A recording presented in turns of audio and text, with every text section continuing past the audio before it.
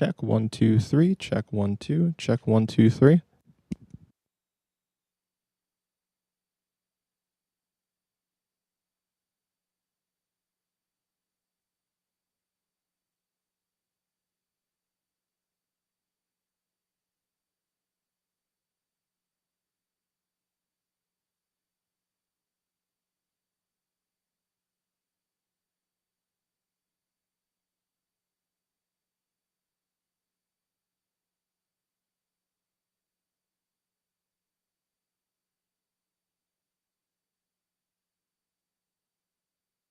Test 1 2 3. Check 1 2. Test 1 2 3.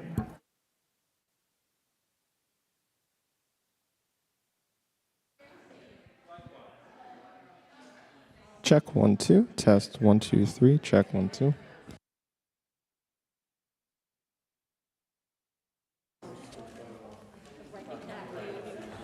Testing 1 2 3. Check 1 2. Testing 1 2 3.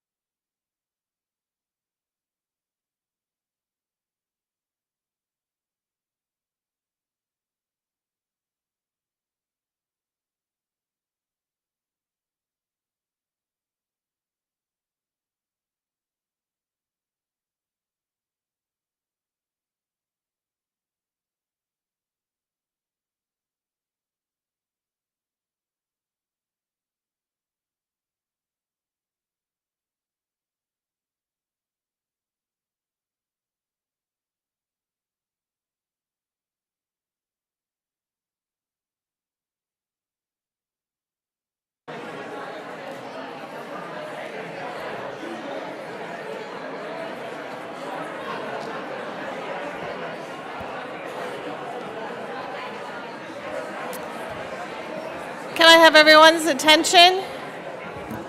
There's a group crossing the street, and then we'll close the door once they come in. Okay.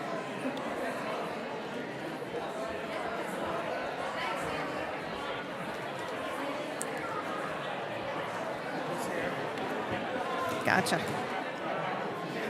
You don't have slides. What's that? There's some slides that you have, right? No, I have no slides. I'm just. Do you have slides? There are, I mean, there's.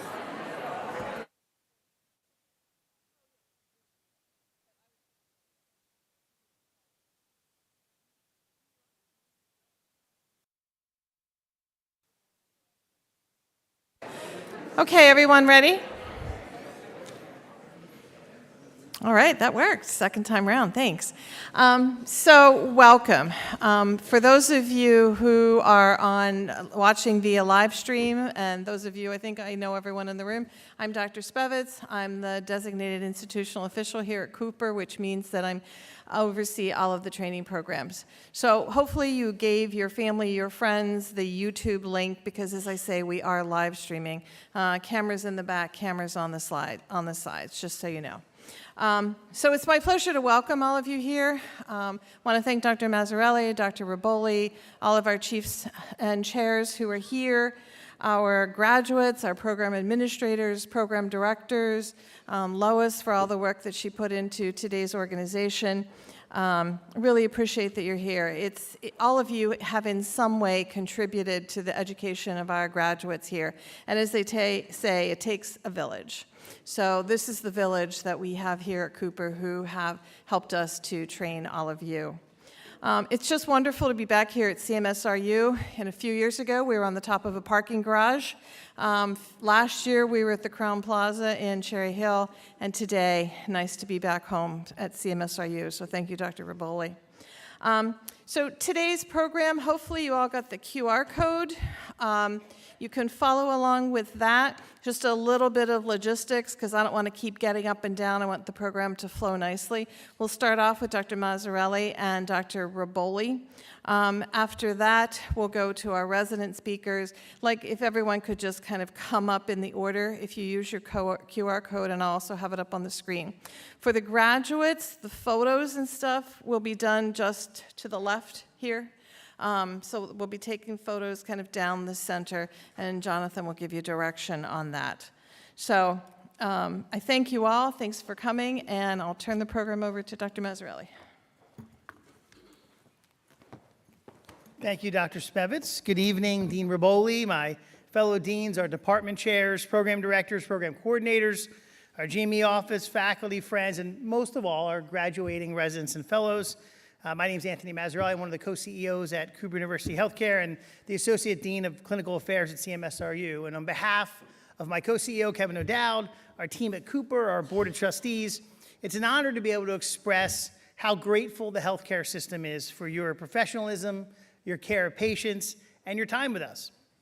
You're entering the next phase of your career during an incredibly unique time. After all, it's not every GME graduation that enters practice during the tail end of a once-in-a-century pandemic, or at least we hope once-in-a-century pandemic. So as novel as this time is, one thing remains the same at GME award ceremonies, and I typically end up pointing this out in these remarks every year, and that's that you hear sort of the elders in medicine, oftentimes, some of them, not all of them, saying, "I'm glad I'm not starting my career now."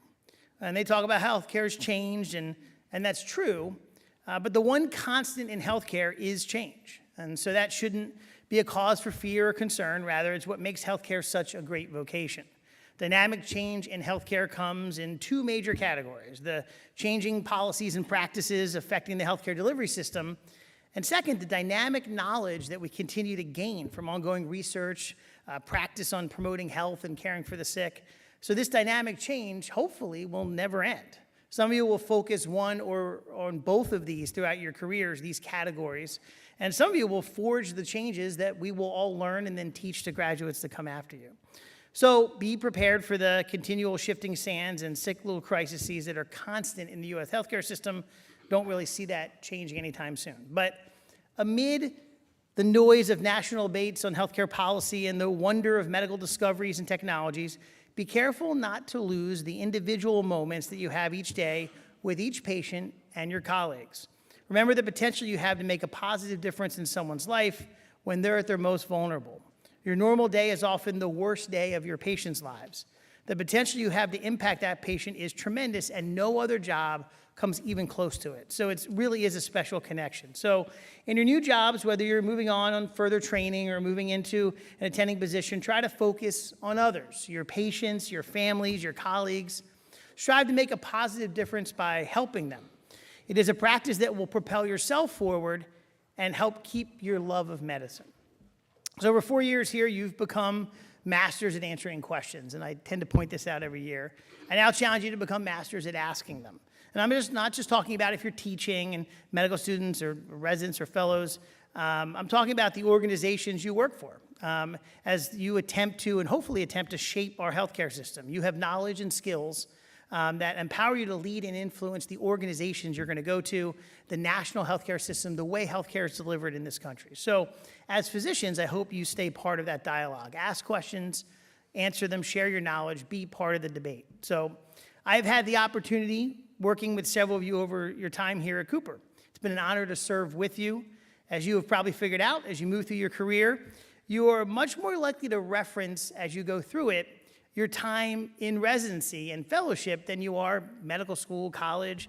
It will be the stories of while I was training. So when you do that, we hope you think of Cooper fondly. So we are a better organization because of your contributions, and I want to thank you on behalf of Cooper for all you've done for our patients and team members and each other. And while the health system expresses this very gratitude and earned gratitude every year, I think you are here at a time where your contribution is unparalleled. So you have made us a better health system. Thank you, and congratulations and best wishes for your future success. Thank you. Dr. Raboli, I believe you're...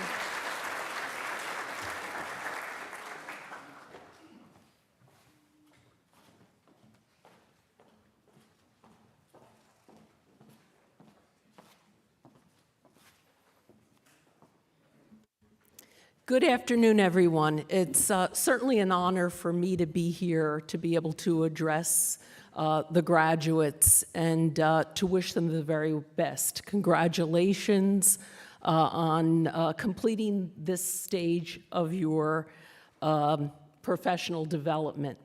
I know that some of you will be taking positions. Some of you are going on to further training as fellows. So it's a very exciting time, though, in any event for all of you. A special shout out to our CMSRU alums. I could see several of you in the audience here, and I had a chance to welcome a couple of you as you were coming in.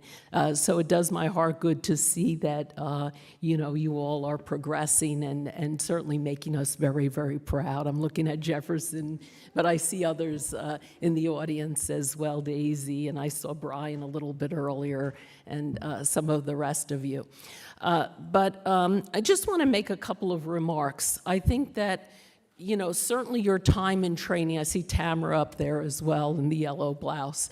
So, you came into your training period here, and then suddenly you were thrust in the midst of a pandemic. Dr. Mazzarelli just said a once in 100 years event. And yes, that was true in the last 100 years, but certainly this is not the last pandemic you will see or epidemic. I think we're going to see more of this, especially with climate change and with regard to the way folks travel. We're very much global citizens, so this will not be the last event. But, the same thing that I've said to the students, and I've even said to myself to try to convince myself, this is going to challenge our resilience, our emotional intelligence, our flexibility. So all of you have been challenged during this time, perhaps with concerns about your own safety, the safety of loved ones, whether you were progressing adequately in your educational program. And I think, uniformly, as a group, you've come out of this in fine condition, and you've built those skills. Within the pandemic, though, one thing I've found is that there's been tremendous opportunity. And that opportunity has rested both medically and in the social arena. Medically, we've gotten new vaccines and new platforms for vaccines, new therapies, new patient management strategies as well. And then also within the social arena, I think that there's been a great reckoning about race and racism. There's been also an appreciation of health disparities that exist and how those need to be addressed. So as you move on in your careers, at each stage, look for the opportunities. Some of those opportunities will rest at the level of the individual patient, right? Your opportunity on a daily basis, as Dr. Mazzarelli said, to make a difference in that patient's life and well-being and to enhance their health and their situation. Beyond that, some of you may also find opportunities to be active within your practice or within your health system or at a state or national level to make a difference on that level. Physicians in general, by their nature, are leaders. We are leaders. You will find that even if there's something going on in your community, and it may be totally unrelated to medicine, it may be something at the planning board or project, they want to build, something, and you go and you speak. By the very fact that you stand up and you say, hello, I'm Dr. So-and-so, people will turn around and they'll start listening. So it's a very, very powerful thing. And you have to, I think, harness that power to always be strong advocates for your patients. Harness that power if you feel moved by social things that are happening where we need to make positive change. The rate of change in medicine and medical practice is going to be exponential for all of you. The technology, the advancements that will happen. And, all of you are up to it. All of you are stars here. Let's face it, you are the cream of the crop, quite frankly, with regard to what you are doing. And you also have that mix not only of being smart and bright and critical thinkers, but also very humanistic individuals. Now, you're still at an early stage of your development, so I think it's going to be very important that you continue to hone your skills and develop those skills as you go forward. The same playbook is not applicable to each and every one of us. Somebody might excel and advance in one area, somebody else might make a difference, but all of you will have the opportunity, and you should seize this, the opportunity to make a difference in medicine. I think that within the realm of medicine, sometimes we're very self-critical. Okay, we tend to do that. It's important because, patients' lives are at stake. We always talk about quality. We always talk about patient safety. At the school, we talk about doing everything better each year than we did the year before. And that's important. But also be proud of medicine, because even though there are flaws, it is still, and I believe this firmly, and I'm sure that probably some of the chairs and faculty in this room, it is still the best profession that you could pursue and the area where you could really make a big difference. So I want to end my comments by thanking you as a Cooper board member. I want to thank you for the care that you gave to our patients. I want to thank you for being great citizens of the institution during a very hard time of the pandemic. But I also want to thank you for being such great role models for our students, and that matters. So best wishes to each and every one of you, and Godspeed. Thank you.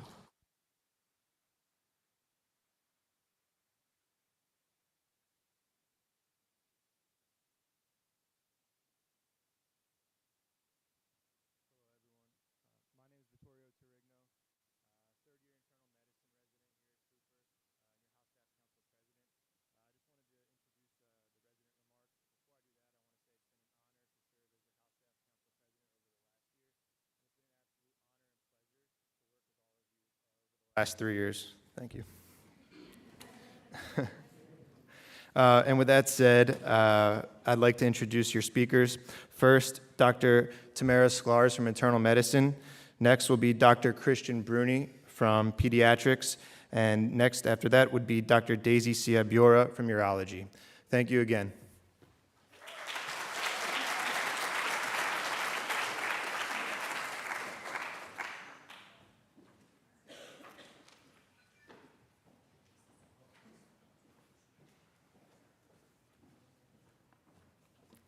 Good afternoon to everyone here, and thank you for giving me the opportunity to speak at graduation this year. It's such an honor.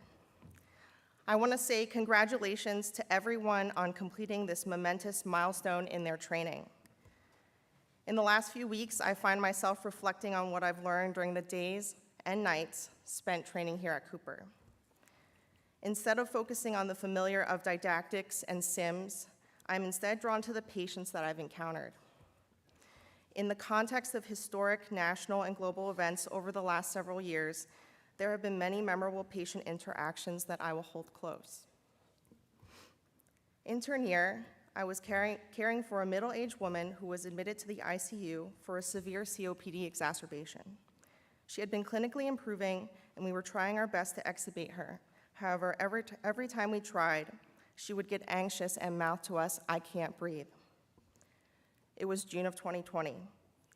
In the midst of a protest movement against police brutality towards Black lives, as well as a pandemic that disproportionately ravaged Black Americans and underserved communities, this Black woman uttered the same pleading cry that had left George Floyd's lips just weeks before. The deeper resonance could not be lost on me. Ventilator removed and breath returned, she told me that prior to her hospitalization, she couldn't access her inhaler refills because she couldn't find a ride to the pharmacy. I looked through her medical chart and discovered that most of her hospital admissions were a consequence of inaccessible medications. An ambulance ride to Cooper was more accessible than transport to Walgreens. A year wiser, I met a 38-year-old man with acute on chronic shortness of breath. He had developed interstitial pulmonary fibrosis several months after recovering from COVID. Previously healthy and active, now he would bear the legacies of this pandemic for life. The pulmonary team made their recommendations. Maximal therapy with inhalers and oral medications could not reverse COVID scars. Ultimately, he would need a lung transplant if he wanted to live into his 40s. As I spoke with the patient about the plan moving forward, he disclosed that he was undocumented. He had come to the US from Mexico to make a better life for himself and to send money home to his family. He was an essential worker, part of the unfortunate many whose life circumstances all but mandated early exposures to COVID. And now, due to his documentation status, the cost of a lung transplant could not be covered in the US. As I explained this to him, his expression darkened before he shared his disappointment. He did not have the financial means to travel back to Mexico for transplant there either. In this final year of training, I admitted a patient in the emergency department who carried the label of difficult. I opened his medical chart and realized the weight of the label had obscured the story of the patient seeking care. He was a young Black male with a history of HIV who presented with a severe headache. His vitals showed that he also had a high fever. Taken together, there was grave concern for meningitis, and yet he already told multiple providers that he did not want a lumbar puncture and he wanted to leave the hospital immediately. I found myself holding my breath as I walked into the room.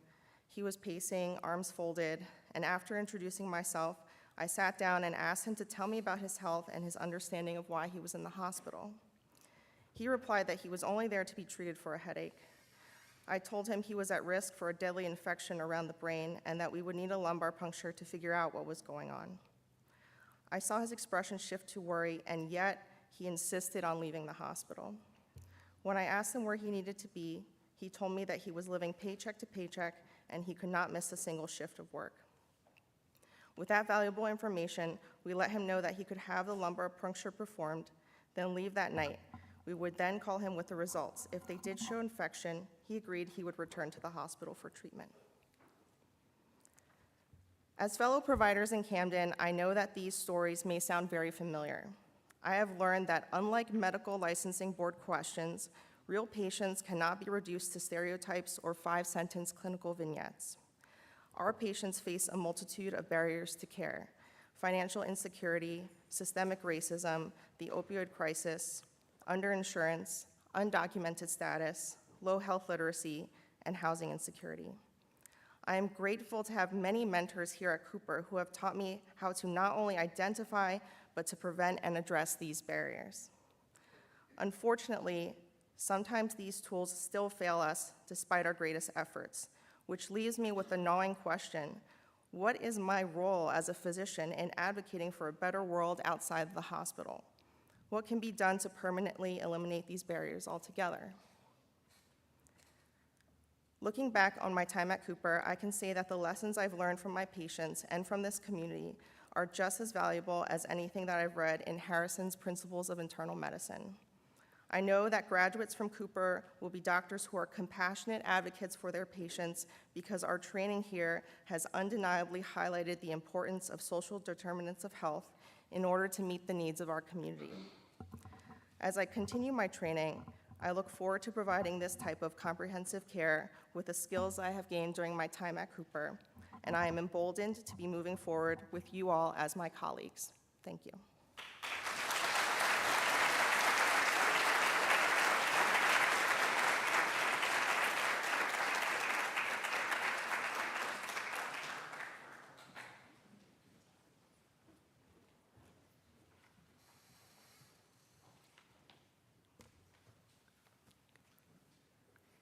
Hi, everyone. Hello, class of 2022. It's an absolute pleasure to be with you today. My name is Christian Bruni. I'm a third-year pediatrics resident. It's an honor to stand before you as a member of the Cooper University GME class of 2022. I first wanted to start by thanking all of the distinguished guests and faculty members here today, especially Dr. Spevitz, our fearless DIO, who works tirelessly to ensure that we have the best learning experience possible. Of course, my program director, our associate DIO, Dr. Grassley, also my personal mentor, whose wisdom, compassion, and dedication are all truly unmatched. And of course, my amazing co-pediatric residents, who without them, I really would not be here today. If I had to sum up residency, I would borrow a line from Charles Dickens. It was the best of times, it was the worst of times. Residency has been both the longest and shortest experience of my life. I'm sure many of you can agree. Although I feel I've aged 10 years, it also seems like I've just started this journey yesterday. It's truly remarkable how time passes. As I start now on my last month of residency, I've been reflecting on where I began. I distinctly remember my first ever shift. I was preparing for an overnight call on the pediatric floor. I excitedly donned my 2 sizes too big black scrubs, packed my toothbrush, grabbed a granola bar that I never actually ate, and made it to the floor. Inside, my stomach was in knots, and I prayed for a quiet night. But we all know when you pray for a quiet night, that's never how that goes. When the nurse called to tell me that my stable 3-year-old patient with a viral syndrome had a fever of 101, I immediately panicked. Is the patient decompensating? Are they septic? Is the fever cyclical? Am I missing malaria? I don't know. One of our lovely, lovely veteran nurses suggested that I just give the patient some Tylenol and calm down. I, of course, called my senior resident to double-check this critical medical decision. And they said as nicely as possible, Christian, you don't even need a medical degree to give the Tylenol. Do whatever you think is best. And so it's with this groundbreaking medical save that I embarked on my residency journey. And I've kept that senior's advice in mind. Just continue to do what I think is best for the patient. Now, doing my best definitely proved harder than expected at various times. Our class, the class of 2022, is no ordinary class. Thrust into a global pandemic, we stepped into new roles and truly grew up faster than those who came before us to help provide the life-saving care to those who needed us most. We took on more patients, we cried with grieving families, and we ventured into environments that we had never been before. Through all of this, we did our best with the experience that we had. Dr. Randy Pausch, the Carnegie Mellon computer science professor who wrote and delivered the last lecture shortly before losing his own personal battle with pancreatic cancer, once said, experience is what you get when you didn't get what you wanted, and experience is often the most valuable thing you have to offer. COVID is not an experience that anyone wanted, but through this pandemic, we have gained the knowledge and insight which will help to make us more well-rounded doctors. As we move on, we should remember this valuable training during the last 3 years. Do the best work that we can for our patients, whatever the circumstance may be. Now, as a budding pediatrician, my patients are smaller and much cuter than everyone else's patients here. But I am continuously humbled by their wisdom and character, and I'd like to share some of the best lessons that they've taught me throughout residency. From the 5-year-old who tries his best to remember to wear his mask throughout the school day, be adaptable. From the 3-year-old who colored our team a picture after her office visit, be gracious and creative. And from the 16-year-old who's trying to balance finishing high school while raising a newborn at home, be tenacious. One of my patients is a 6-year-old boy with sickle cell disease who's been admitted to our pediatric floor on countless occasions. He's taught me the importance of resilience. He's had vaso-occlusive crises, acute chest syndrome, choledocholithiasis. Basically, if you can think of a diagnosis, he's probably had it. And despite all of this, though sometimes his pain is worse than others, he tries his best to be pleasant, playful, and optimistic.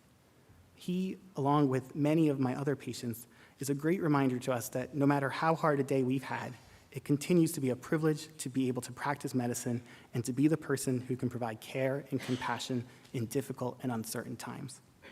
While we've learned an immense amount during our time in residency from peers, papers, and posters, what I hope we take away from our experience is this: good doctors are always learning, and some of the best lessons will often come from our patients. As we continue to grow in our practice, may we remember the importance of centering them in our work and our mission to serve. Maya Angelou once famously said, "People will forget what you said, people will forget what you did, but people will never forget how you made them feel." My wish as we leave Cooper is that we always practice medicine in a way that makes patients feel prioritized, nurtured, and loved. Congratulations, class of 2022.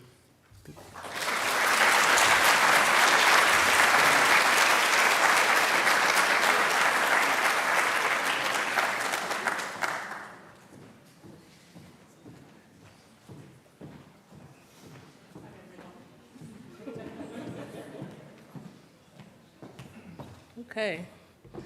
Good afternoon, everyone. Pleasure to see you all here. I want to say thank you to my 2 speakers prior to me. You guys did an excellent job. Hard acts to follow, but we can only try, right? Okay. So I'm going to get started. When I was asked to deliver this speech by administration, after the immense amount of joy and disbelief that I felt, the next thought was not quite full-blown panic, but more so mild panic. And the question, well, about what? What am I going to talk about to people who have had probably twice the amount of graduations than everybody else in the, nation of America, being physicians? And in addition to that, what can I possibly say that is going to make an impact? So I thought back to the many graduation speeches that I had personally heard at my graduations, at family members' graduations, friends' graduations, and it stood out to me that every good graduation speech has graduation quotes. And not only are they graduation quotes, but they are profoundly inspirational quotes by brilliant individuals who somehow have everything all figured out. So, like most millennials out there, and yes, I do consider myself a millennial, for every question known and unknown, there is the Google, okay? And no offense to the Yahoo and Bing users out there, we see you, but this is really the Google I'm talking about. So, as you can imagine, this prompted a deep dive into a vast amount of websites, all of which reiterated a large quantity of sayings, some of which we hear every day. Most of these quotes were, again, very profound and made me wonder how I had made it this far without such sage wisdom daily.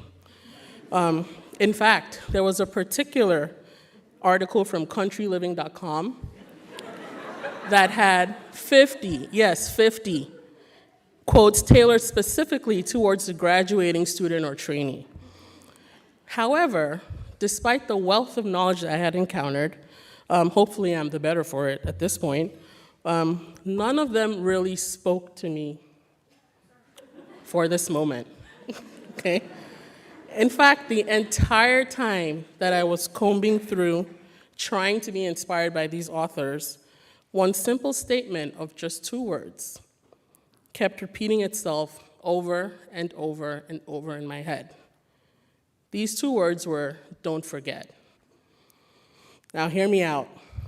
I know there are many parts of our training so far that we want to do nothing but forget, particularly residency and also myself. But I'd like you to visualize this in a different context. I don't want us to forget why we did this in the first place. For many people, the decision to pursue a career in medicine arises from a variety of influences. Whatever those influencers or drivers are and were, don't forget them.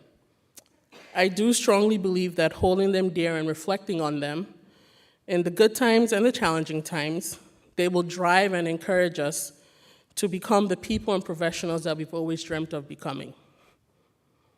I don't want us to forget our patients. As part of our training, most of us have had encounters with patients that have caused us to doubt ourselves and even reconsider pursuing this career at all. These patients, their stories, and their outcomes, be it good or bad, are an incredibly important part of the journey to independent practice as a physician. They will continue to teach and shape us as we progress in specific fields, but only if we let them. I don't want us to forget the mentors, teachers, and other physicians that have taken time to prioritize our education. Those that have taken the time to correct us and critique us when it was necessary because the stakes are just too high not to. But also taking the time to nurture, encourage, and inspire us to do and achieve potential that we did not even know that we could achieve ourselves and would very often not see. Your impact can never be understated, and to that we say thank you. I don't want us to forget the family members, friends, staff, and support systems that have stood up behind us and picked up behind us when all we wanted to do was nothing at all. You are invaluable, and I congratulate you on this day. This is your victory as well. Last but not least, I don't want us to forget that we have been preparing for this for our entire lives. Up until this point, every day that has dawned and set has in some way, shape, or form influenced this outcome today. I'm not saying it's going to be easy by any means, but now is the time to reap what we have so diligently sown after decades of education. For some of us, this is the last graduation of a series of graduations we've had. After this, you'll be beginning the world of independent practice, which can be frightening. For this, I would like to present you with a conversation I had with one of my mentors a few weeks ago. As a surgical trainee, the resounding question in the last few months of a seemingly endless residency is, but how do I know I can? His answer was simple. You'll never know it, but you 100% can. And somehow it just eventually happens. You already have all the tools. With this, I would like to extend my most sincere, warmest, and heartfelt congratulations to all the graduates of 2022. It has been an honor getting to know and work alongside most and all of you. And let us never forget how special this moment is. Thank you.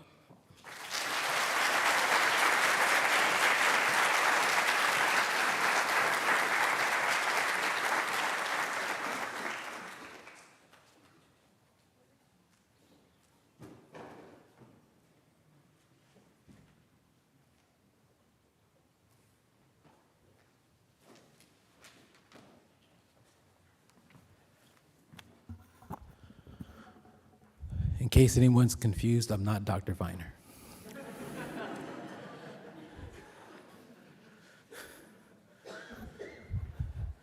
We're going a little out of order, and I appreciate you for allowing me to do that. It's a tough act following those three wonderful graduation speeches. They all did well. I would like you to give them another round of applause because they were fabulous.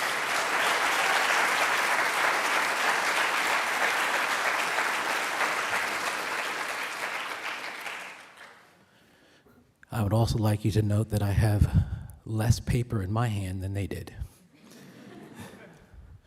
So I just want to start off by saying congratulations to the class of 2022. There are a lot of people that allowed you to get here, and I would like to talk about one of them.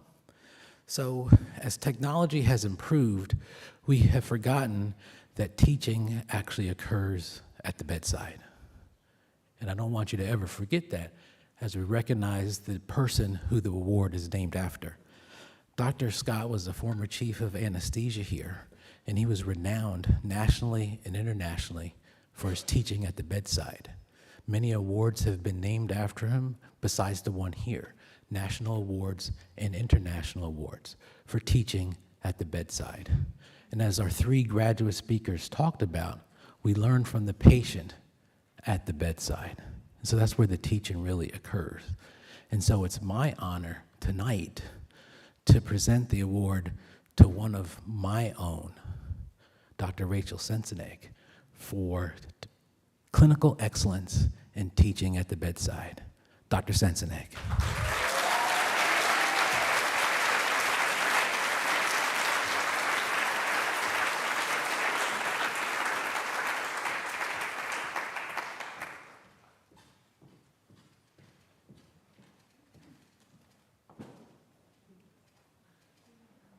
This is only the 6th time in 7 years that I've seen her with clothes on. She always wears sweaters.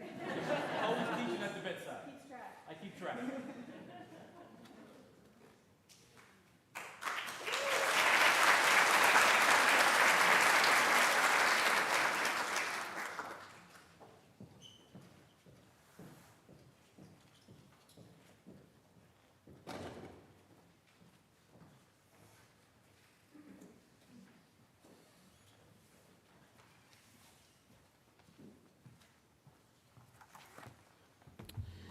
Congratulations to all the graduates and to their teachers. It's fun afternoon. Not about, but exactly 17 years ago, the Department of Medicine created the Diane Barton Caring Award.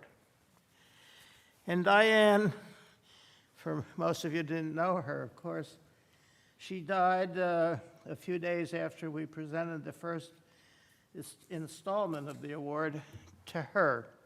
And it was it was a pathetic kind of or there was much pathos, I should say, that evening as we read to her over the phone the script of the award, and so she knew it was being established in her honor thereafter. The award was established in June of 2005 by the Department of Medicine to honor Dr. Diane Barton, a truly special Cooper physician and faculty member. In particular, this award recognizes her totally devoted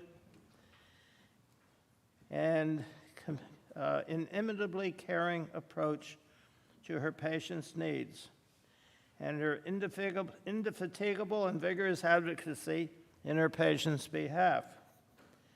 In short, Dr. Diane Barton was the quintessential prototypic physician in the full sense of that word.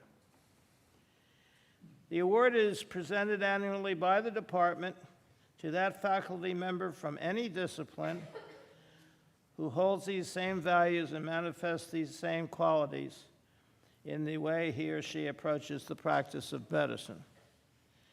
This year's awardee is Dr. Umer Atabak. Umer, I hope you're out there and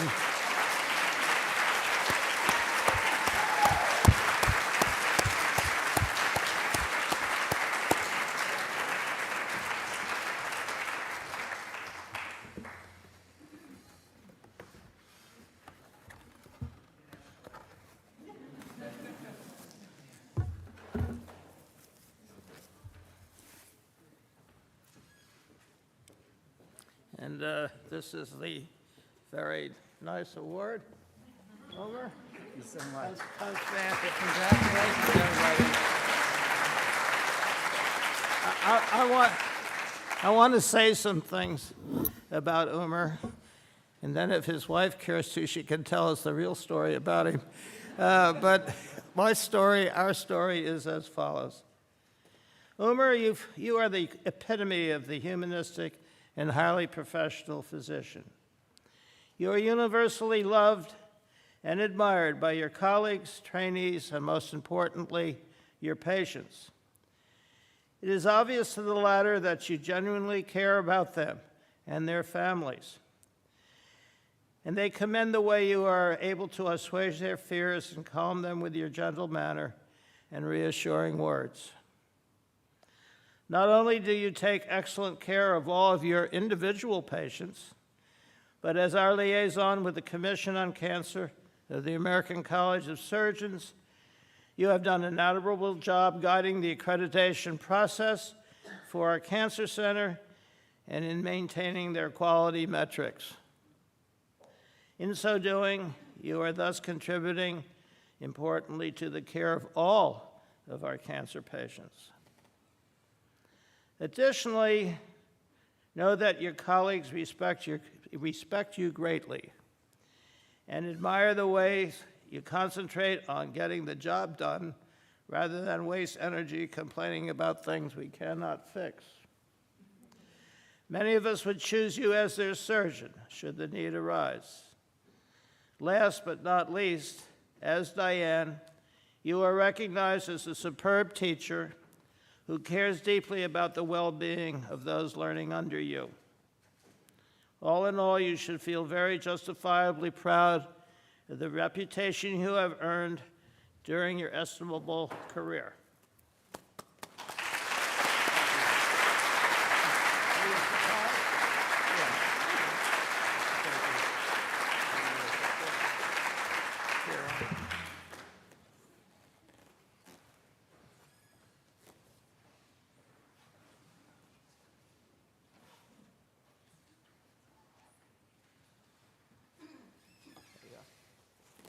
If you want to take the box, you can take it home. Okay? Thanks a lot. Thank you.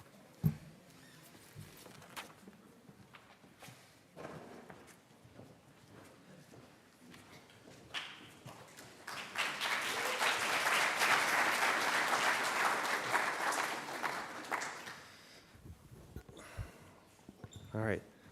For the next award, I'm Drew Nice, Assistant Dean of GME, also work in the Department of Emergency Medicine. And I'm here to present a Dorothy and Sol Sherry Award for Teaching Excellence. Dr. Chansky always presents this award, and he apologizes for not being here, but he's with his son in New York, and he's graduating from his dermatology residency. So he apologizes for not being here. But I want to give you a little bit of background first on Dr. Sherry and the award before we talk about who the award winner. At the June 1992 commencement exercise of its residence, Cooper announced that the establishment of the Dorothy and Sol Sherry Award for Teaching Excellence. For more than a half a century, Sol Sherry, Dr. Sherry, pursued a distinguished career in medicine, building a reputation for tenacity, enthusiasm, and an abiding commitment to the expansion of medical knowledge. Millions of people will be the beneficiaries of Dr. Sherry's academic research and professional achievements. Throughout his career, Dr. Sherry published numerous research papers covering a broad spectrum, but focusing primarily on medical therapies for the treatment of blood clots. His work laid the foundation for clot-busting therapies today, which have revolutionized the treatment of heart attacks. Equally impressive was Dr. Sherry's 50-year commitment to the training of tomorrow's doctors, a commitment he fulfilled as a professor, administrator, and a medical school dean. Sol Sherry enjoyed the special support of his loving wife, Dorothy, whose devotion to Sol's work rivaled his own. In all things, she was the behind-the-scenes partner, encouraging the timeless pursuit of goals and quietly sharing in his pride in his many accomplishments. Now, this year's award, there were 8 nominations, and they were all wonderful nominations and excellent educators. There was a peer-selected vote, and I'm proud to present this year's winner, well known to all of us, and it's Dr. Spevitz.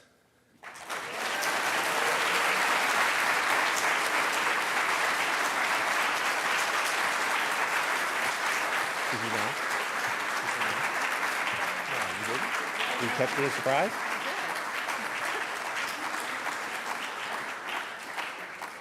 Wow, she was surprised. That's because Dr. Chansky, I told him he couldn't say anything. Well, it's well-deserved. I just want to read a few words about Dr. Spevitz. Obviously, I've known her for a long time, and she's been a wonderful mentor for me and many people here. But I want to give you a little bit more background and read a few comments from her letter. She's a graduate of Hahnemann University Medical School, and she completed her residency in internal medicine at Abington. She was a graduate of I think it was the first pulmonary critical care fellowship here. And she's been a Cooper since 2006, and we know her as a DIO. She's a professor of medicine. She also earned her master's in medical education leadership degree in the University of New England. She's been actively involved in Society of Critical Care Medicine and is part of her and is integral in the ACG milestones and the Committee for Pulmonary Critical Care. Some of the comments about Dr. Spevitz and why she's so deserving of the award, that she's been an educational mentor for hundreds, if not thousands, of trainees and faculty educators over the past decade here at Cooper. She has been instrumental in helping program directors, both new and seasoned, navigate the challenging world of the ACGME as Cooper has expanded existing programs and developed new GME programs. Her commitment and dedication to the GME mission at Cooper was remarkable during and preceding the Hahnemann closure and throughout the COVID pandemic. During the most difficult times, Dr. Spevitz's determination and support for all of our GME programs allowed Cooper to maintain a very high-quality educational experience for all of our trainees. And specifically during the pandemic, Dr. Spevitz not only spent countless hours dealing with the GME administrative challenges of COVID, but she simultaneously worked clinically in the ICU. The day-to-day guidance and support she provided the house staff during the most difficult of times is the hallmark of a true educational leader. She was at the bedside, on rounds, in the hallways, listening to trainees' concerns, helping them deal with their anxieties and developing their resiliency while teaching clinical medicine. The clinical and non-clinical education Dr. Spevitz provided to the house staff during the pandemic will provide a lasting impact for the rest of their lives, both professionally and personally. So, again, congratulations, well-deserved.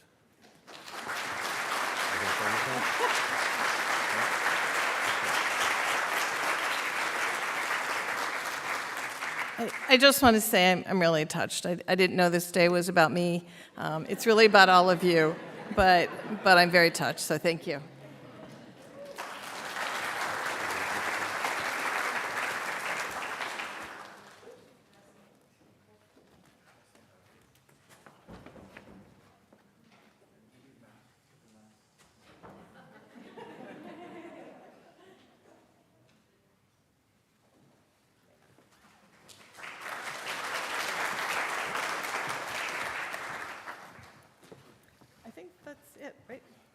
Okay.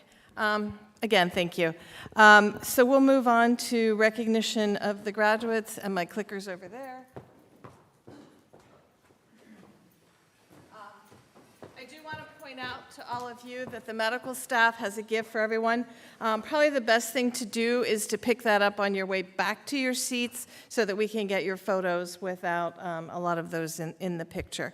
So thank you to the medical staff. And we'll start with addiction medicine. I'll change the screen so if people could just sort of come down so we can keep this moving. So do we have addiction medicine here? No one? Oh, this isn't going well. No one from addiction. I thought there was. Oh, I'm sorry, shouldn't have done that. Okay, then next is Dr. Patel. Are you here? Oh, this isn't starting well. No, Dr. Patel? Hospital medicine. I feel like I'm at an auction. I know that Dr. Gratz is here, all dressed up.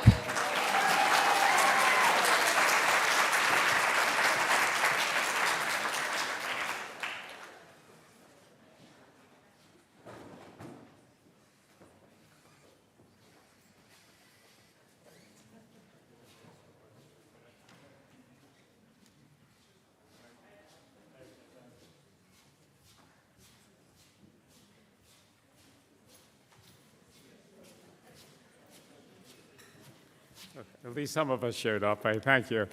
I'd like to present the graduates from the anesthesiology program this year, and I'll present where they're going.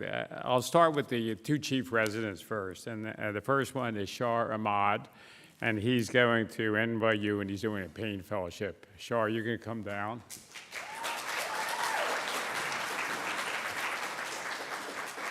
The second chief resident is Rachel Kohler, who's staying at Cooper, doing a pain management fellowship here at Cooper Hospital. And our third resident is Melissa Lester, and she's going to Northwestern in Chicago doing a pediatric anesthesia fellowship. And last but not least is George Chase, who's actually going to be attending in NYU, I believe, in New York. Okay, thank you.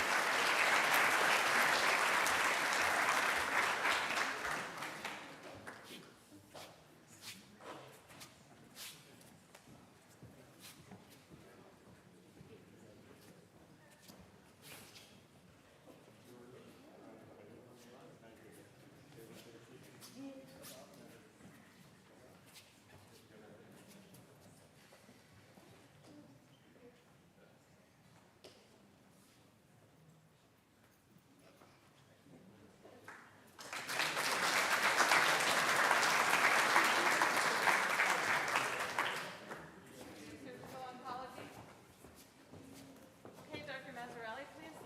Cardiology.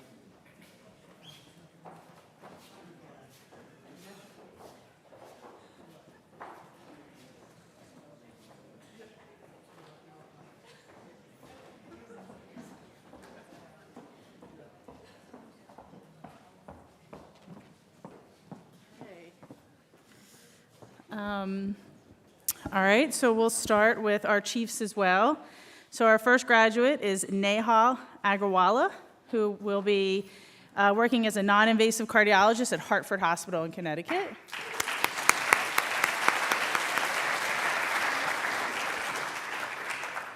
And Raj Patel, who will be staying at Cooper as a non-invasive cardiologist.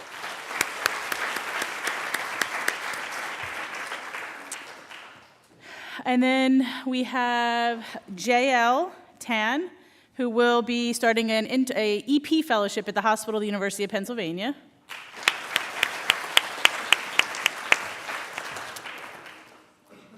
Pranav Patel, who will be working as a non-invasive cardiologist at Inspira Cooper Cardiac Partners. And then we do not have Rashesh or Tapti. Rashesh will be staying on as an interventional cardiologist at Cooper, and Tapti will also be working as a non-invasive cardiologist at Cooper Inspira Cardiac Partners.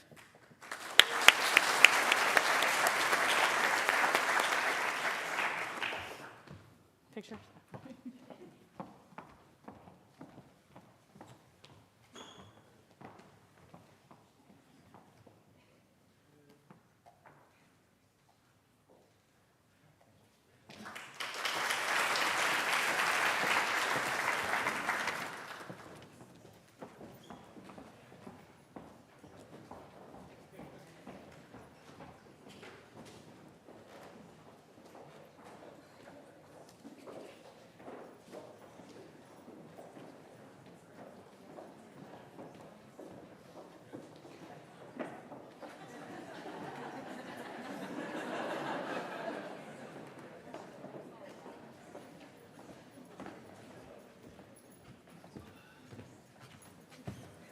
All right, guys, I'm Jason Bartok with the Critical Care Fellowship. I will start with my chief fellows. First will be Bryn Weiss. Bryn will be, yeah?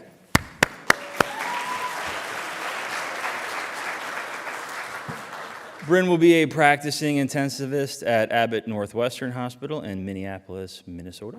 Dr. Daniel Gorman can't be with us today. Daniel will be practicing at the University of Miami. So for Daniel. Next up, Brendan Gill. Come on, Brendan. Brendan will be staying on with us here at Cooper. Next up is Brian Park. Brian will also be staying on with us at Cooper. And last but certainly not least, Dr. Megan Gorski. Dr. Gorski is enjoying free agency. She continues to negotiate contracts on her way to the great state of Michigan. So thank you.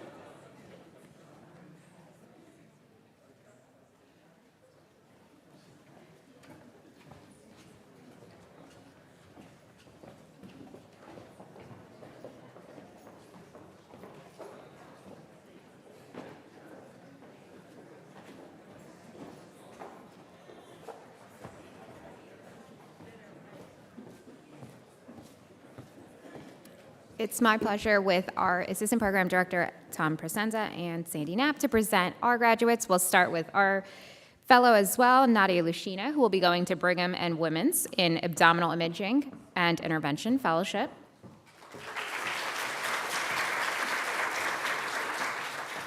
Julia Kahn, who will be staying at Cooper University Hospital for Women's Imaging Fellowship.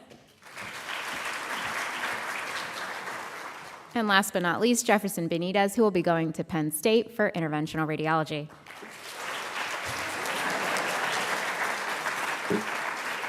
Two of our graduates are not here. We have Woodley Peen, who will be going to Mount Sinai for neuroradiology, and Mark Branch, who will be going to NYU for neuroradiology.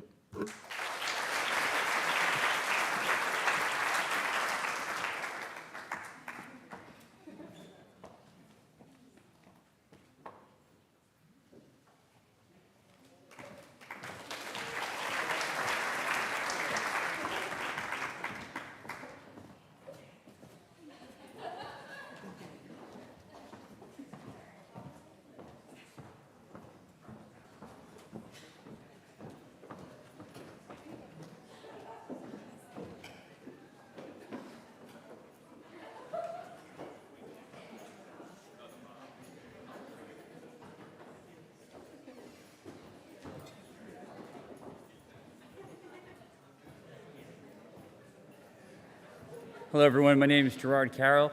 The pleasure of presenting our graduates in emergency medical service. It's our 6th graduating class.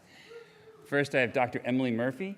She's going to be practicing in emergency medicine at St. Francis in Delaware and also a state medical director in the Delaware EMS system.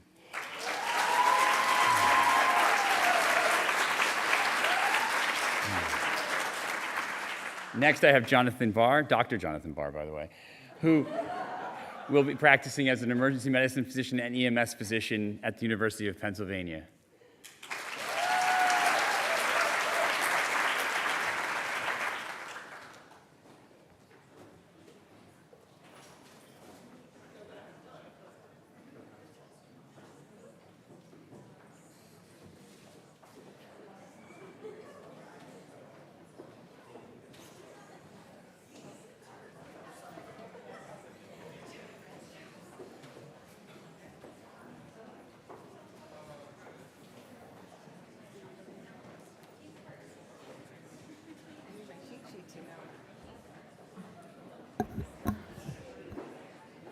All right. Hi, I'm Dr. Tara Cassidy-Smith, Program Director for Emergency Medicine.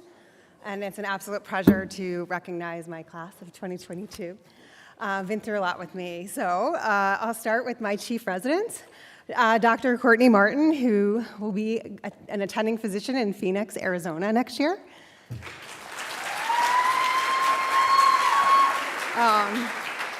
Dr. Elise Foligno, who will be staying with us here at Cooper for an emergency medicine ultrasound fellowship. There's going to be a theme here. Dr. Caroline Blatcher, who will be staying with us for an addiction medicine fellowship next year. Dr. Charlie Ingram. He will be going to Yale to do an EMS disaster fellowship. I'm like waiting for Who's coming next? All right, Dr. Sandhya Ashakumar will be staying here at Cooper for a critical care medicine fellowship. All right, Dr. Tom Sawatsky, who will also be staying here at Cooper for a critical care fellowship. Are you sensing the theme? They all want to stay. And then Dr. Brittany Caesar will be staying with us as well, an addiction medicine fellowship. And then finally, Dr. Elizabeth Murphy, who will be leaving us to go up to Boston to practice emergency medicine.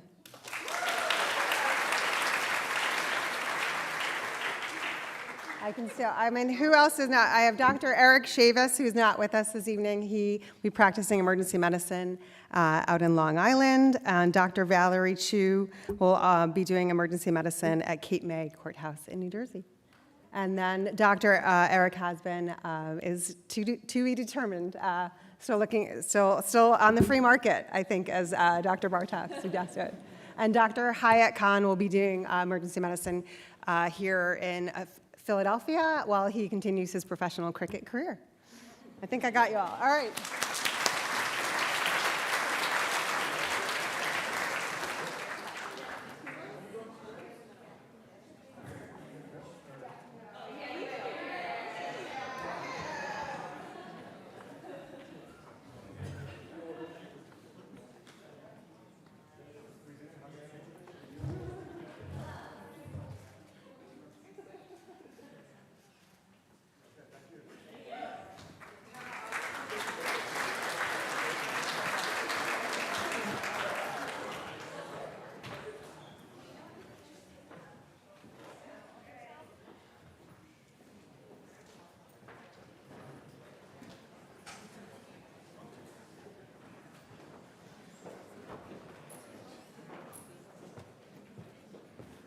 No endocrine?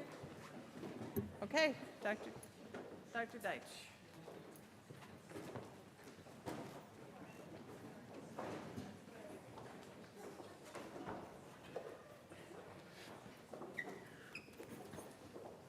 Congratulations to everybody.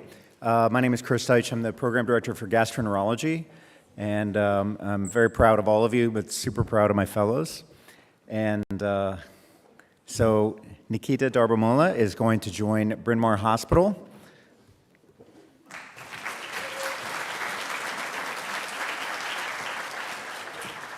Vikram Patel is going out into private practice in Los Palmas, California.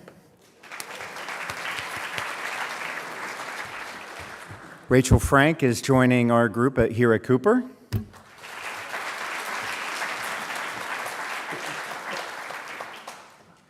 Jennifer Schwartz is going to the Mainline Health System at Lankenau.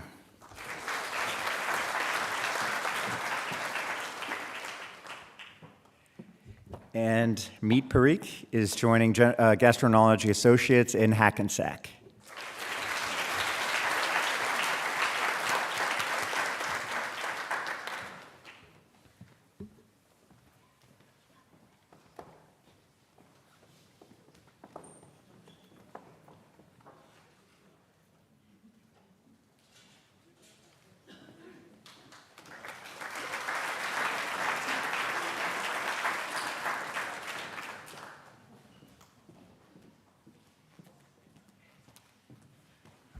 Hi, I'm Sue Kim. I'm the Program Director for OB, standing in for Dr. Krill. I'd like to congratulate Dr. Courtney Griffiths, and we are so lucky and happy that she'll be joining Cooper, staying here at Cooper, MD Anderson Cancer Center as part of the Division of GYN Oncology.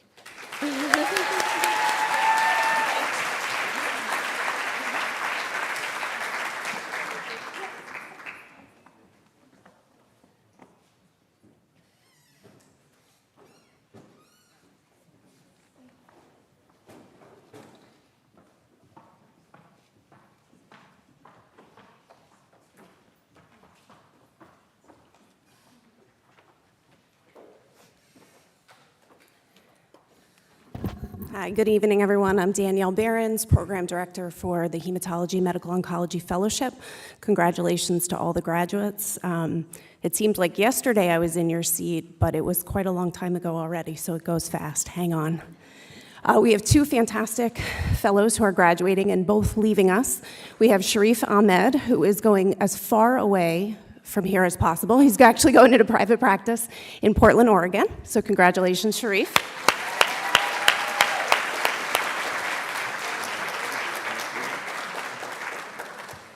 And we have Hillary Glick, who from the moment she set foot on campus told us she would be going back to Maine, which is home for her. So she will be returning to Maine Med. She even called the head of the hospital and said, this is the position I want, and I want to work 1 day a week in this small rural clinic. And they said, the job is not posted yet. And she said, but I want that job. And she got the job. So she'll be leaving us to go back home.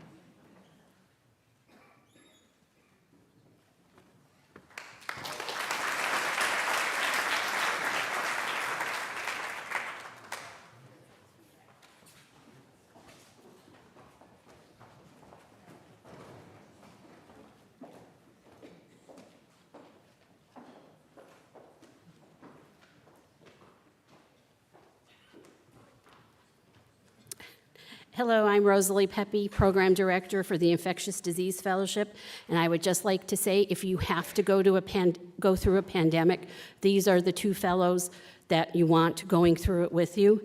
So my two fellows that are graduating today are Dr. Ricardo Cedeno Mendoza, who will be going into practice in Las Vegas, Nevada. And then there's Dr.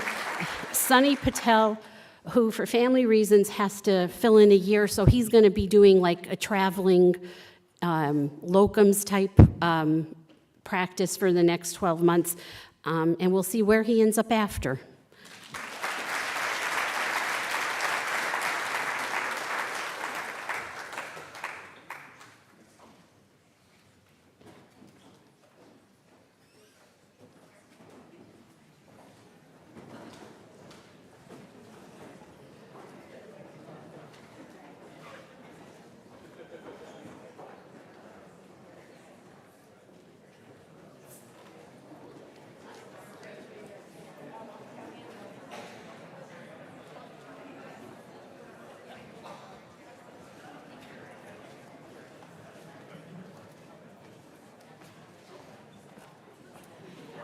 Hello, everyone. Congratulations to all of our graduates.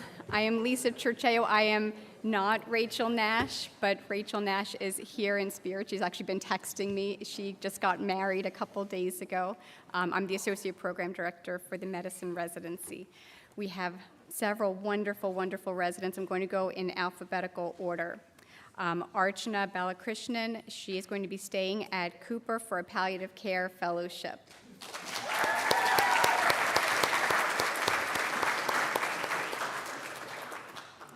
Melanie Betchen will be going to Montefiore Medical Center for critical care.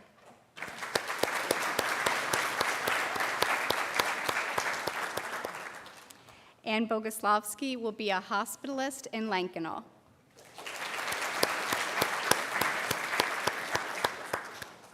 Peter Bross will be staying with us and doing a GI fellowship.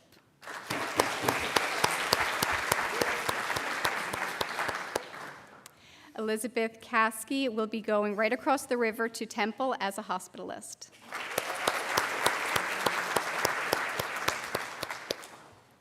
Brandon Chin will also be staying at Cooper as primary care.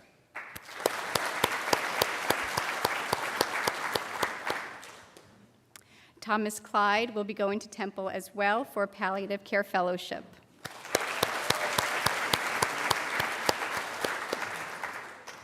Jonky Dave will be staying on as Cooper as a nocturnist and hospitalist.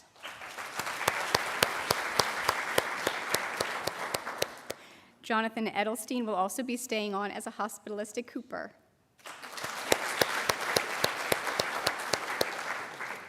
Kevin Gauman will be going to Africa, to Eswatini, as a physician at the Luke Commission Organization.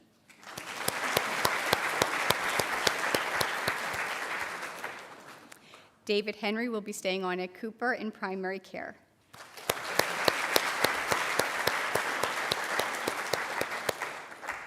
I'm going to go a little out of order because there's some primary care residents as well that Dr. Melly will introduce. Philip Olson is going to be going to Albany Medical Center for a cardiology fellowship.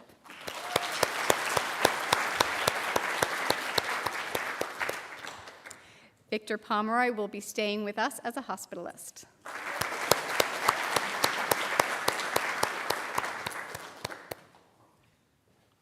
Harry Rockauer will be going to Thomas Jefferson University for an infectious disease fellowship.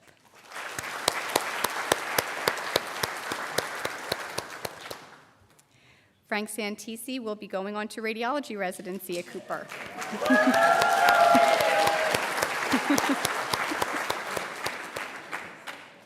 Tamara Sklarz will be going to Temple for a Hem-Onc fellowship.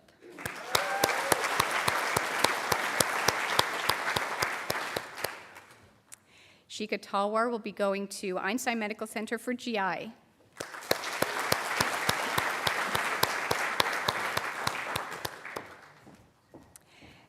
Vittorio Torigno will be going to NYU for cardiology.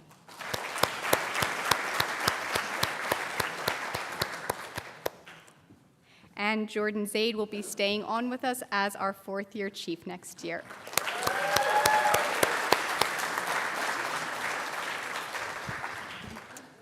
And our 3 PC graduates, so we have Dan Hutchinson will be going to Atlanta to practice private practice direct care. Matt Nelson is going to the University of Rochester for a geriatrics fellowship. And Daniel Olia Mendoza is staying at Cooper in outpatient primary care in Camden.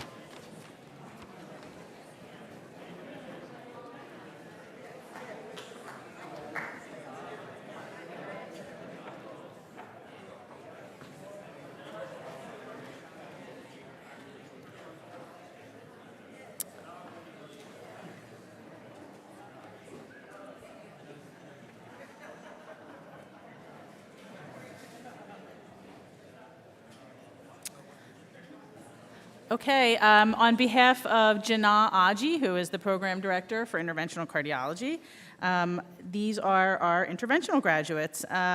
First, we have Eric Kupferstein, who will be working as an interventional cardiologist at Advanced Heart and Vascular Institute in Florida.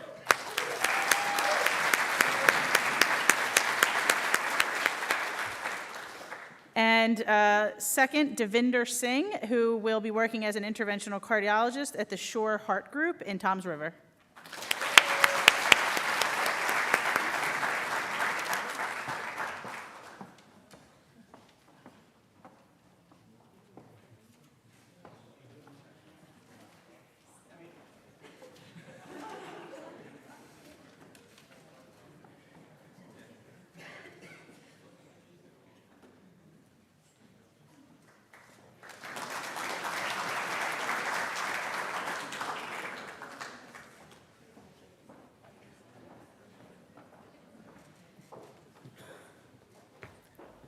Ziad Boujadi. I'm the Interventional Pulmonology Program Director. So I'm proud to present our graduate, Dr. Fatima Wong.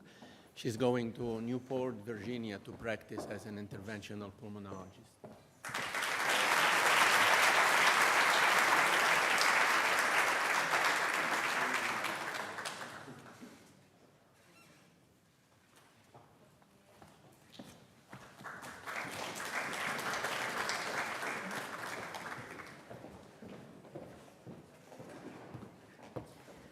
Hi, I'm Naomi Lawrence. I'm Program Director for Micrographic Surgery and Cutaneous Oncology, and I'm very proud to introduce my fellow, who I started working with almost 9 years ago when he was a freshman at Cooper Medical School, and he stayed and did his residency and fellowship. Mike Renzi will be going on to do private practice, Mo's practice in Lexington, Kentucky.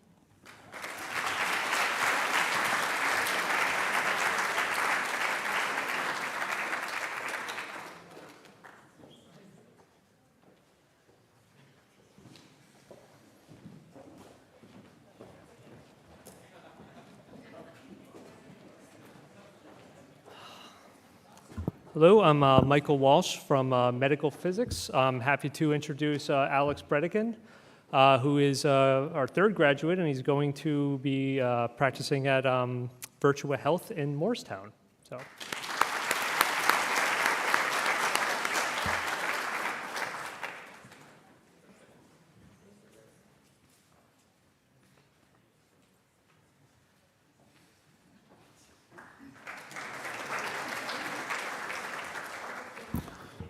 Hello, I'm Joe Campolone from Neurology. It's my pleasure to present our graduates to you. First is Stefan Gillen. Stefan served as our chief resident and will be doing an epilepsy fellowship at USC. Next, Meenal Patel, who will go to Georgetown for a headache fellowship. And Emma Sanborn will go to University of Rochester for a neurophysiology fellowship.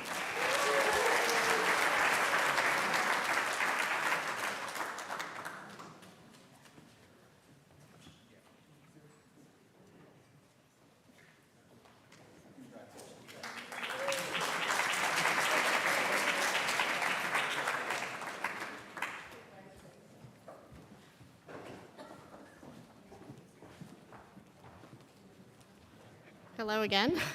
I'd like to congratulate my OBGYN residents. First up is, who's coming first? Hillary McGrath Hinton. She'll be joining OBGYN Healthcare Associates at Riddle Hospital in Media, Pennsylvania. Next, Dr. Dominique McKeever. She'll be joining Christiana Care in Newark, Delaware. Next up, Dr. Amanda Malik. She will actually be staying here at Cooper as part of our general division. And then Dr. Robin Clark, who will be joining Advocare Burlington County in Mount Laurel, New Jersey. So all local.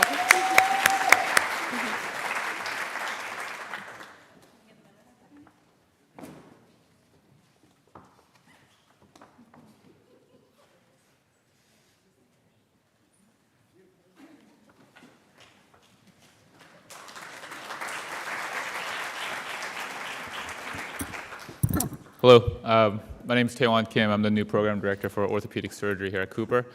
I'd like to have my other faculty members down here, Dr. Fedorka and Dr. Pollard, to introduce and congratulate our two residents who will be going off beyond Cooper. First is Dr. Kudret Uzbani. She will be entering orthopedic trauma fellowship at Emory University.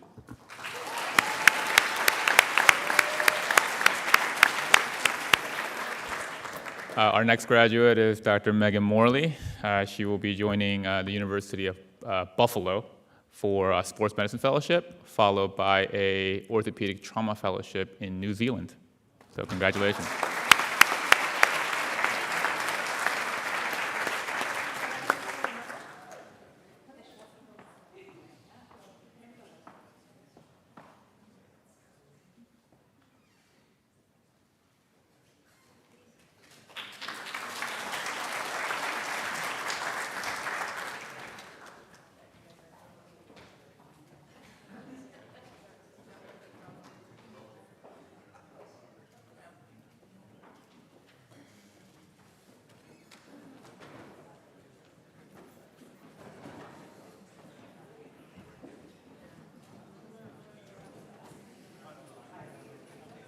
All right, good evening, everyone. My name is Kingshu Ganguly. I'm the new program director for the Anesthesia Pain Fellowship here.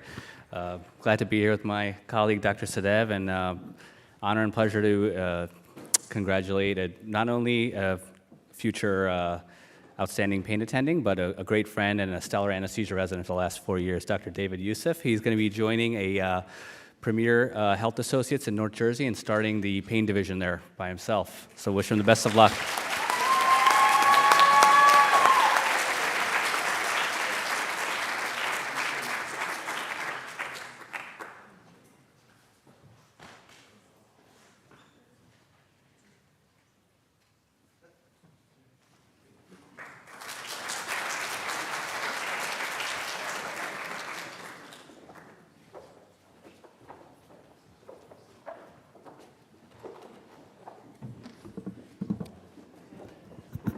My name is Bill Gressley. I'm the program director for pediatrics. And our graduates are Christian Bruni, who will be joining us here at Cooper as a general pediatric attending and fourth-year chief.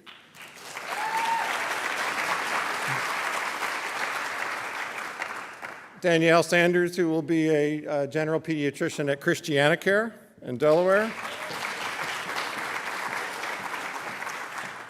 Janine Gomes, who will be a pediatric hospitalist at Mullica Hill.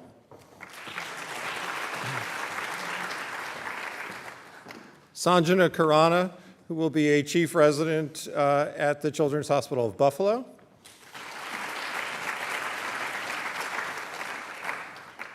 Dina Kamash will be a neonatology fellow at Wake Forest.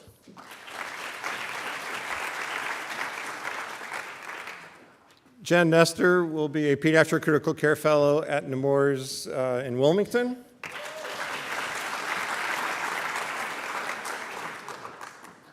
Wendy De La Rua will be at the University of Miami as a general pediatrician.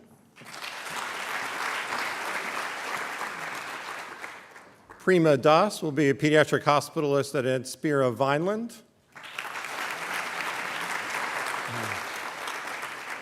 And Lydia Tobia will be a pediatric ER doc at Overlook Medical Center.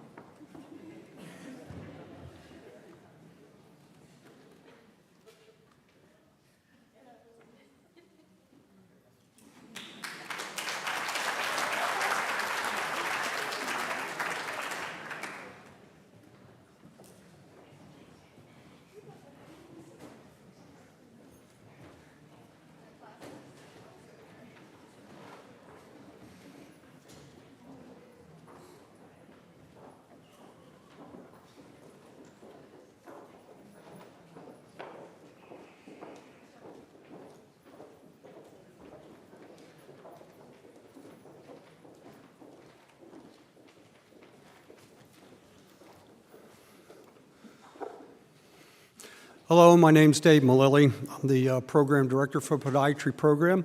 Congratulations to all the graduates and a great thank you to everybody in this room, especially the legend, Dr. Spevitz. It's my pleasure to introduce my two chief residents and graduates who are two of the nicest people that I've ever had the pleasure to meet. Michael Bloodfield, Urs, will be joining us, and he is going to a practice at North Jersey. And hoping that doesn't convert him into a Giants fan, actually.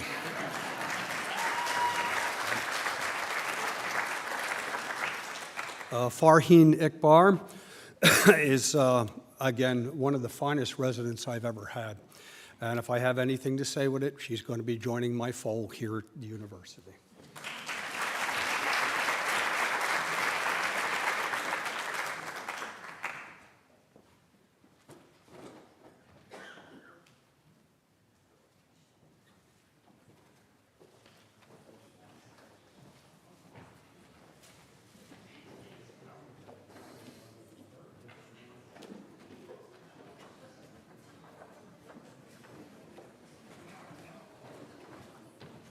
Hello, everyone. I am Gretchen Magnani, the Program Director of Psychiatry, and I am so proud of our graduates. We'll start with Dr. Dan Nemtor.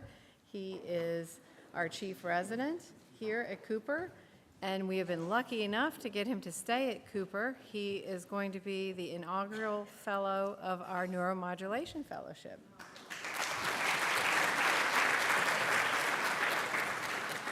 We have Justin Lee, who is a graduate of Cooper and has spent the last 8 years here. And he is going to be doing an addiction psychiatry fellowship at the University of Pennsylvania. Dr. Michelle Crawford is going into private practice, and she is a real veteran, having completed an OBGYN residency in her previous life, and now completing psychiatry. She's going to be focusing on women's mental health.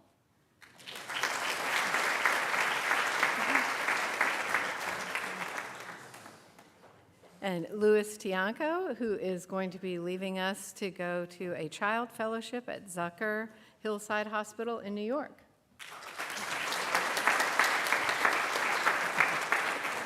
We also have 3 graduating residents at AtlantiCare. Our chief resident there, Roshi De Silva, will be staying at AtlantiCare. Wakilu Shitu is also staying at AtlantiCare, so they are most fortunate. And Sav Pilecki is going to be doing a child fellowship at Children's Hospital of Philadelphia.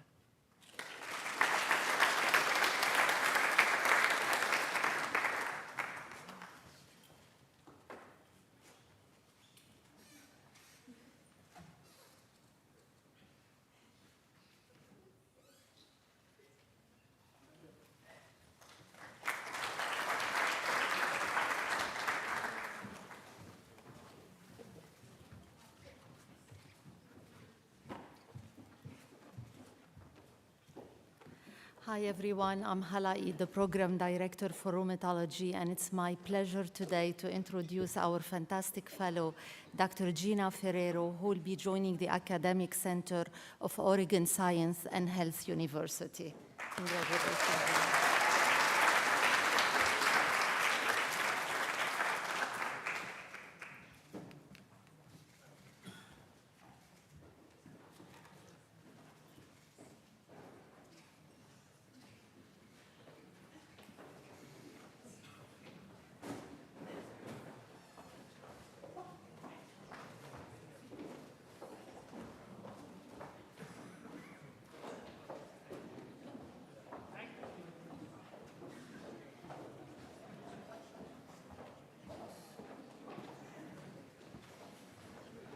Hi, I'm Mike Quiet. I'm the General Surgery Residency Program Director.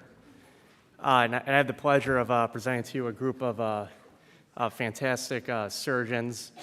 First up, we have Dana McCloskey, who will be going to University of Maryland for a CT surgery fellowship.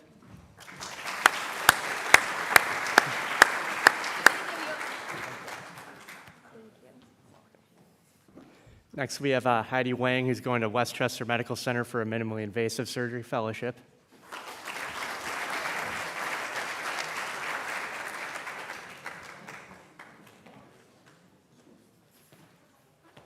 And Jen Schweinsberg will be staying with us here at Cooper to do a surgical critical care fellowship.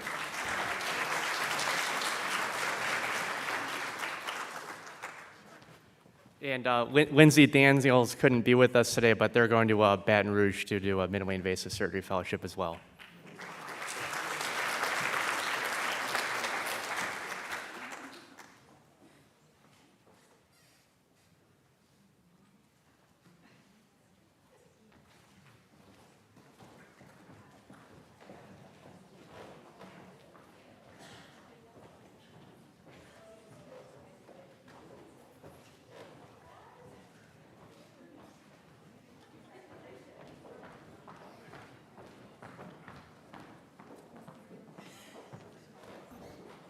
Hello, I'm Tanya Godege, not Selena Wino. I'm the APD for our Trauma and Critical Care Fellowship. It's my pleasure to announce our 2 super stellar fellows for this year, 2 of the 3.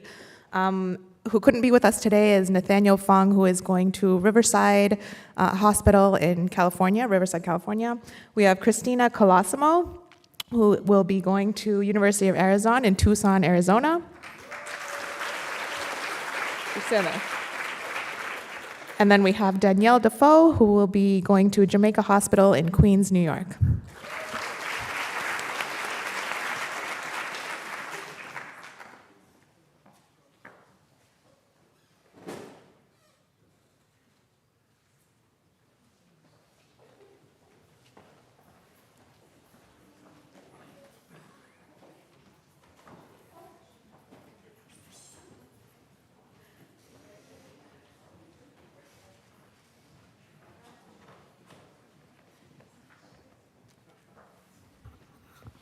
Good afternoon, Alan Seftel, Program Director for the Urology Division, Associate Program Director, Dr. Jeff Tomaszewski.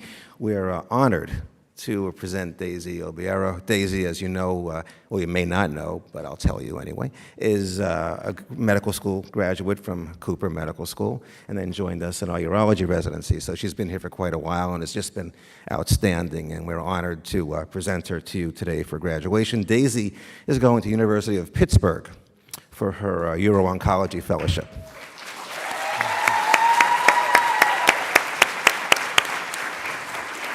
And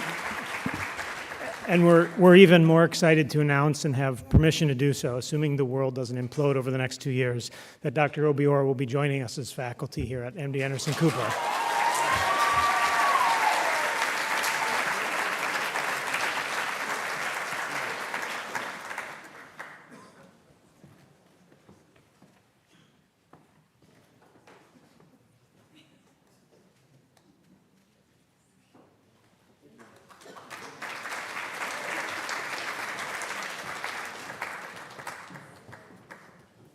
Did we miss anyone? Vascular or women's imaging? Did everyone come up? Okay. Okay, couple more minutes and we'll be done. Just wanted to take a moment to ask the program administrators if you would stand up. I'd like to acknowledge all of you for your hard work.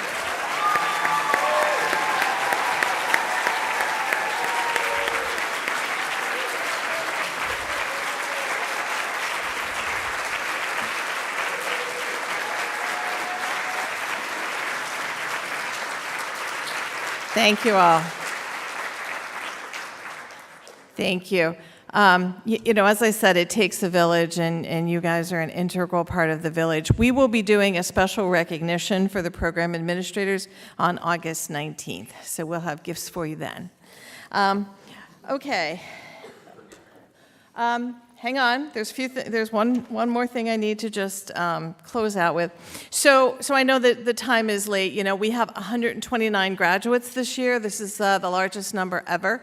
So it does take a little bit longer. I'm going to cut much of the remarks that I was going to make, but there is actually a couple things I really do want to share with you. You know, I've had some conversation with our fellows, and through this whole COVID pandemic, right? It's obviously been a tough time, particularly in critical care, and I'm sure that in all of your specialties, you've had difficult times, you've had difficult days, you've had periods of real moral injury as you've been fighting this pandemic. And I sort of didn't stop and think about the fact that for me, it's been part of my career, right? But for some of you, it's been all of your career. And so, you know, it's really profound when I think that how much I enjoy medicine and how much I love medicine, but these last 2 years, not as much, right? And so I worry about you, that this has been the bulk of your training or the bulk of your career. So I want to talk about that just for a minute. I really want the best for all of you when you leave here. I want you to have a job you love, to have families and friends around you who value you and who you feel the same. I want you to experience joy each day, and I do mean each day, right? Take a moment each day to experience that. Take time to smell the roses, take time to enjoy the train ride, whatever cliche you want to use, but take that time. Don't let your work encompass everything about you. Go for a walk in the park, experience nature, take a moment to walk along the ocean.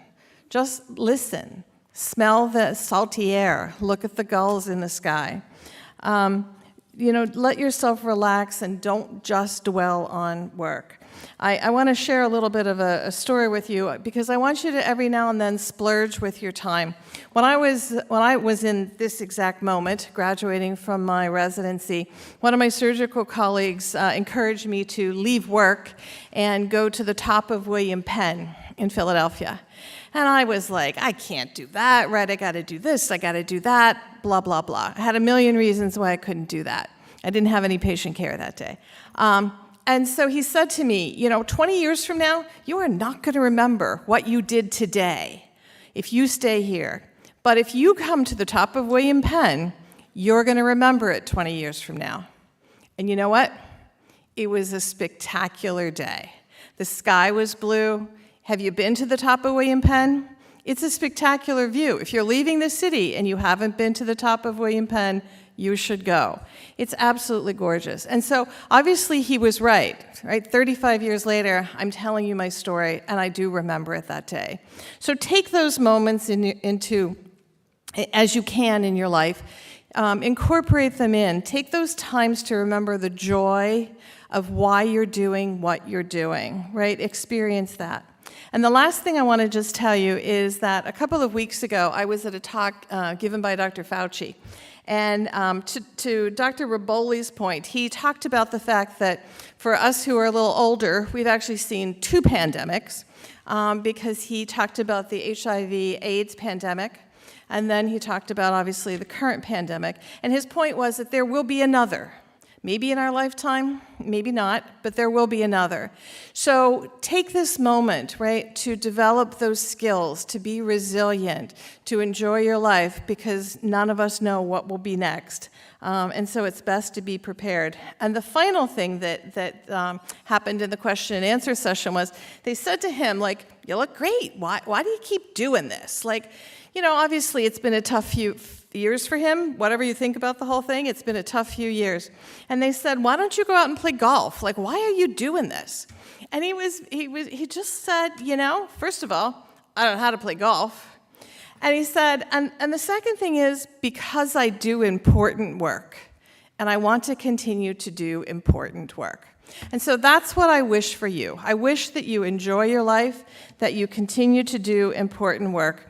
And as Daisy said with her quotes, I'll do Dr. Seuss, and it's, oh, the amazing places you will go. So I wish all of you the best. Be well, be safe, and please join us for refreshments.